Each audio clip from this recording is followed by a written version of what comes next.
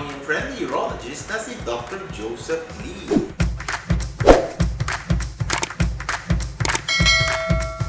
At sa mga katanungan na ipinadala sa akin ay sasagutin ko na ngayon. Dahil dito sa aking channel, tanong nyo, sagot ko.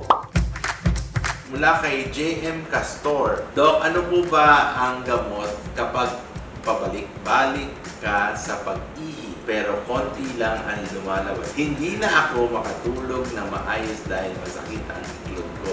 Constant urination, frequency, or nocturia pag early morning could be attributed to the prostate or to the bladder itself. No? Kailangan tingnan natin, suriin by requesting ultrasound of the kidney and bladder. That's number one. Okay?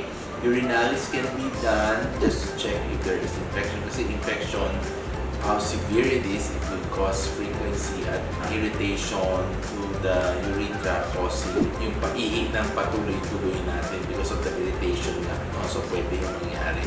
So, kailangan ma-rule out natin lahat yan. Okay? Now, with regards to hindi ka makatulog, of course, I would expect na masakit yan. No? Lalo na kung meron talagang tayong dinadaing na infection or inflammatory process happening. Siyempre may kirot yan, no? So, pag meron mga analgesic, pwede naman inumin yun, no? But at the end of the day, if the pain persists in the next 12 hours to 24 hours, siguro dapat magpasangguni ka na sa hospital and get somebody to check you out. Okay? Mula kay Harry Macomaw. Dok, pwede ba ang spirulina sa may mataas na creatinine? Okay. Creatinine is a gauge for renal function. Is also a very good gauge for primarily if you are considering renal failure, diba? Maganda yan. Kasi ang creatinine kasi pag elevated, you call that azotemia. You can have pre-azotemia for those who are dehydrated.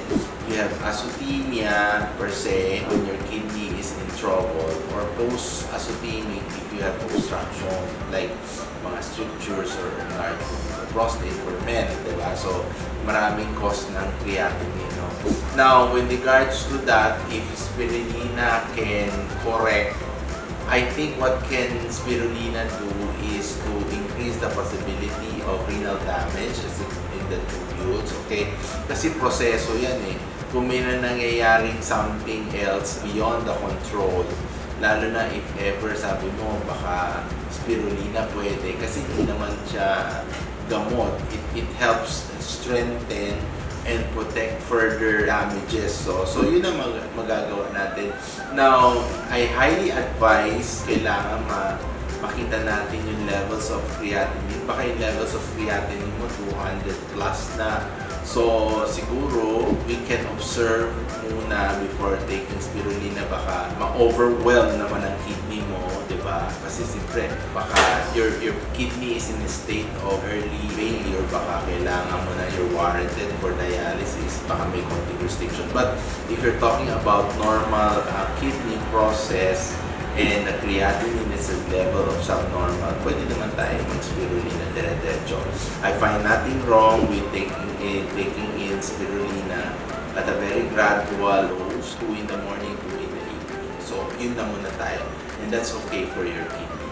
Mula kay Carl, paano po mawawala ang pananakit ng iklog?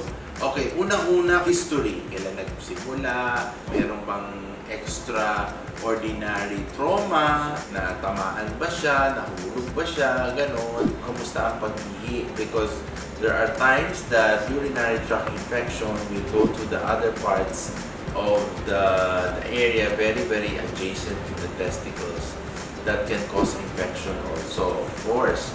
Now, if you're thinking na inflammatory or may infection, dapat po magpa-ultrasound tayo ng ating testicles para makita natin at mahanapan ng cause, no? Then you can request for urinalysis, urine culture para makita kung may bacteria. Now, kung lahat po yun ay seemingly normal o walang then tingnan natin kung pwede natin i-observe ng 24 hours or even less. tapos kung tuloy-tuloy ang pananakit, then siguro pwede nating i-request na ang testicular Doppler examination. Baka maaring vascular in nature, varicocele, okay, spermatocele or other type. At yan ang sagot sa inyong mga katanungan. Huwag kalimutan mag-subscribe at click ang notification bell. Post your question in the comment box below. Dahil dito sa aking channel, tanong nyo, sagot ko. Muli ako po ang inyong Twilight-friendly urologist na si Dr. Joseph Lee, saying hello but never goodbye. Thank you for watching.